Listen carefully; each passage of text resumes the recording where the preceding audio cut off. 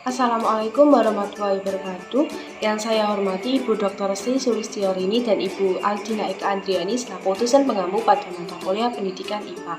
Di sini sebelumnya perkenalkan, saya Aisyah Tasya Kamila dengan NIM 14014212118 dengan nama presensi 31 Rambal E jurusan Pendidikan Guru Sekolah Dasar Fakultas Ilmu Pendidikan Universitas Negeri Semarang.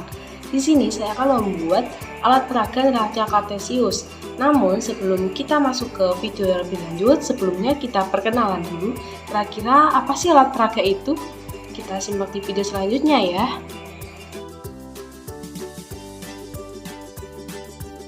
Jadi, alat peraga adalah seperangkat benda konkret yang dirancang, dibuat, atau disusun secara sengaja yang digunakan untuk membantu menanamkan atau mengembangkan konsep-konsep atau prinsip-prinsip dalam sebuah pembelajaran.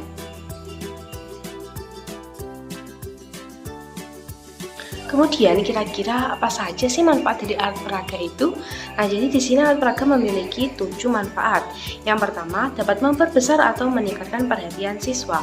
Kemudian yang kedua, dapat mencegah verbalisme. Kemudian yang ketiga, dapat memberikan pengalaman yang nyata dan langsung. Yang manfaat yang keempat adalah membantu menemukan pemikiran yang teratur dan sistematis. Kemudian manfaat yang kelima adalah mengembangkan sikap eksploratif. Kemudian manfaat yang keenam, dapat berorientasi langsung dengan lingkungan dan dapat memberi kesatuan atau kesamaan dalam pengamatan. Kemudian yang terakhir atau yang ketujuh, manfaat alat peraga yaitu dapat membangkitkan motivasi kegiatan belajar dan memberikan pengalaman yang menyeluruh. Nah, bagaimana? Apakah sudah paham mengenai alat peraga? Nah, untuk selanjutnya kita akan membahas lebih lanjut mengenai alat peraga neraca kartesius. Nah, apakah teman-teman semuanya sudah paham mengenai alat peraga dan gambaran besarnya seperti apa? Nah, untuk selanjutnya kita akan membahas mengenai alat peraga neraca kartesius. Untuk itu, simak videonya terus ya.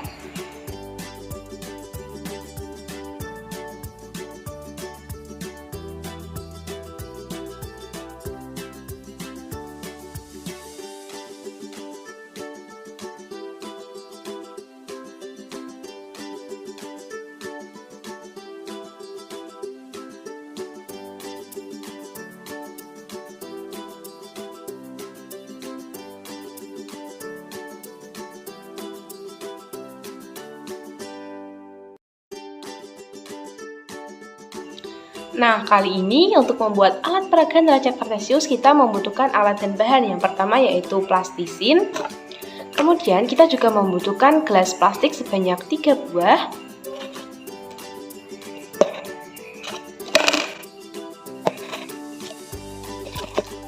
Nah, kemudian kita membutuhkan alat dan bahan yang terakhir yaitu adalah air.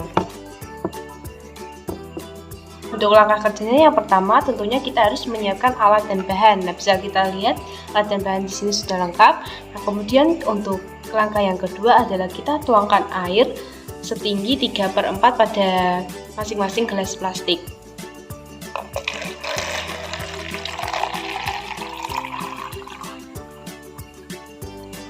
Nah, bisa dilihat 3/4 gelas airnya adalah setinggi ini.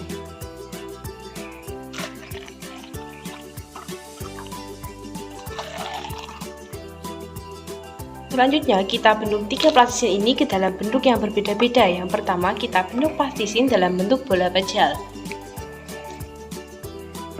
Kemudian untuk plastisin yang kedua, kita bentuk plastisin dengan bentuk bola pipi yang berongga.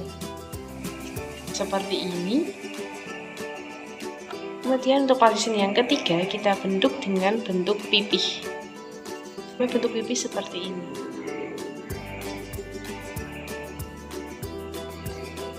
Langkah selanjutnya untuk gelas yang pertama, kita akan masukkan plastisin yang berbentuk bola pejal.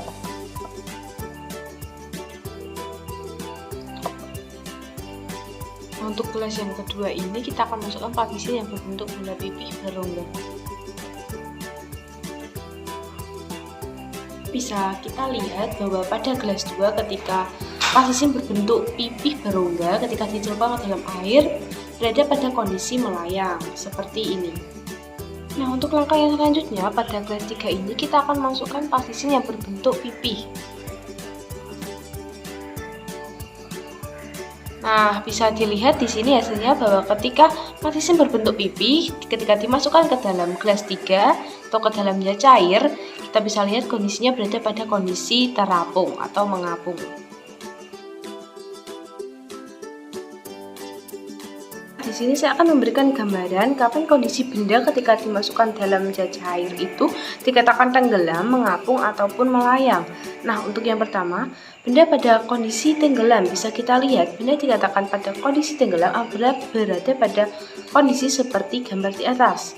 Nah, bisa kita lihat ilustrasi gambar ini, benda ini dikatakan tenggelam dalam zat cair apabila benda jatuh ke bawah atau dasar wadah saat dimasukkan ke dalam zat cair. Nah, bisa kita lihat memiliki kesamaan pada plastisin pada gelas 1 juga berada pada kondisi tenggelam di mana plastisin menyentuh bagian dasar air atau bagian dasar gelas plastik.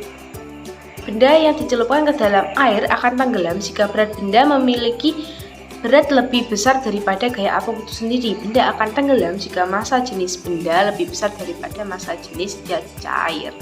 Selanjutnya kita akan membahas benda dalam kondisi melayang. Kapan benda itu disebut dalam kondisi melayang? Nah, bisa kita lihat seperti ilustrasi gambar di sini. Nah, gambar di atas adalah kondisi benda ketika melayang. Hal ini juga sama halnya yang terjadi pada pasisin berbentuk pipih berongga yang dimasukkan ke dalam gelas 2. Bisa kita lihat gambar di sini. Nah, antara kedua gambar ini memiliki kesamaan, di mana benda tersebut sama-sama berada dalam kondisi melayang. Kapan benda itu dikatakan dalam kondisi melayang? Jadi benda dikatakan melayang jika seluruh benda tercelup ke dalam zat cair tetapi tidak sampai menyentuh dasar dari zat cair tersebut. Nah, sebuah benda akan melayang dalam zat cair apabila gaya ke atas yang bekerja pada benda sama dengan berat benda. Benda akan melayang jika massa jenis benda sama dengan massa jenis zat cair. Kemudian bagian yang ketiga, kita akan membahas benda yang berada pada dalam kondisi terapung. Bisa kita lihat seperti ilustrasi gambar di atas. Nah, benda tersebut dikatakan dalam kondisi terapung. Hal ini juga sama halnya yang terjadi pada plastisin berbentuk bola pipih yang kita masukkan ke dalam zat cair pada gelas 3. Nah, bisa kita lihat di sini kondisi benda adalah terapung, sama seperti ilustrasi gambar di sini. Nah, keduanya memiliki kesamaan. Nah, kapan benda tersebut dikatakan dalam kondisi mengapung? Benda dikatakan mengapung jika sebagian benda tercelup di dalam zat cair. Nah, benda ini akan terapung jika massa jenis benda lebih kecil daripada massa jenis zat cair.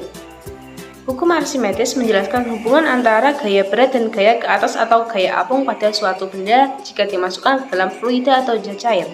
Akibat adanya gaya angkat ke atas atau gaya apung, benda yang ada dalam fluida ini beratnya akan berkurang sehingga benda yang diangkat di dalam fluida akan terasa jauh lebih ringan daripada ketika benda tersebut diangkat di darat.